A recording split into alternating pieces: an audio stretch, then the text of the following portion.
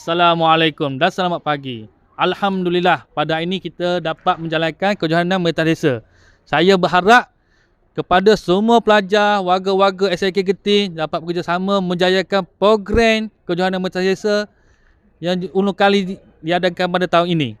Harapan saya agar atlet-atlet bersungguh-sungguh menaikkan nama rumah sukan masing-masing. Matlamat saya pula adalah untuk mencukir bakat pelajar mewakili sekolah SIK Genting di peringkat daerah, negeri yang akan diadakan di Labuan. Siapa lagi nak bagi naik flight. Pada masa sama juga saya ingin mencukir meningkatkan markah PJSK anak-anak kita. Okey.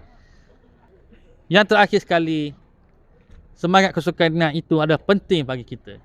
Semoga semua bersemangat. Assalamualaikum. Bye-bye. Bye-bye.